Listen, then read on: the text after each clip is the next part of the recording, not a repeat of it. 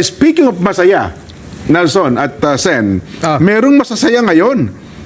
Sino yan? Ang mga taga DOJ, Department of Justice.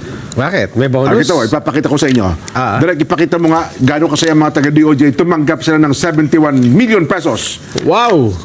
Direct, pakita nyo kung gaano saya. Asa na? Wala, bapiring. Tungkol saan yun? Ito ho, Sen, ay nagpaabot na ba? Good faith daw po ito Ba? para ipakita ang kagustuhan nilang magsauli ng mga ninakaw nilang pera. Aba? Ito daw po yung mga gustong maisalang para sila ay maging state witness dito po sa usapin ng flood control anomaly. Aha. Kanina po, itong si Engineer Henry Alcantara, Okay. tama ba? Ay nagsauli po ng 71 million pesos. Aba, At meron pa raw atang kasunod. Ba't may butal?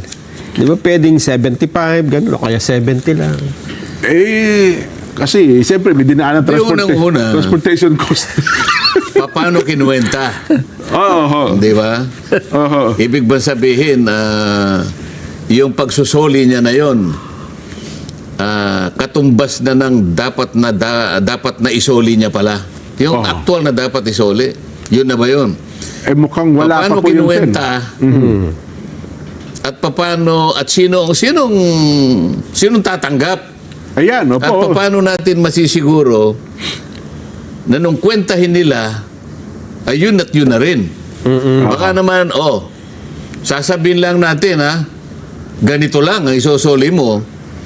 Pero nagkakaintindihan na tayo. Mga ganun kasi kapag ganyan, na wala namang May kindatan-data nangyari. kapag walang hindi kasangkot ang korte,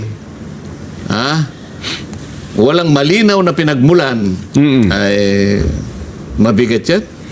Pero sabi, parang pagpapakita lang, paunan daw lang doon po, Sen meron pa raw po mga kasunod Kaya kasi kagustuhan lang talaga nila na magpahayag at kagustuhan nila maging makasama sa pagiging state witness. Paano mo malalaman na kagustuhan nila yon?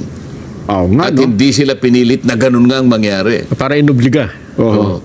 Paano mo malalaman hindi ka na obliga dahil sa kagustuhan mo lang? Dahil ngayon pinipili nga kung sino lang ang malalagay sa Witness Protection Program.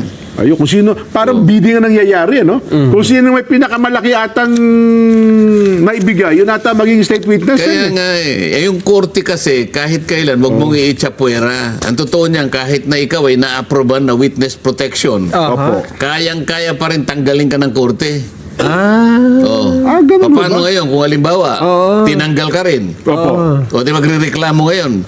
Boss, ba't ako natanggal? Paano yung binigay ko? Ba, wala naman kasiguruhan yung kanya. Di ba sinabi ko sa'yo? Wala kang sinasabi, boss Pwede ba dyan bawiin yun?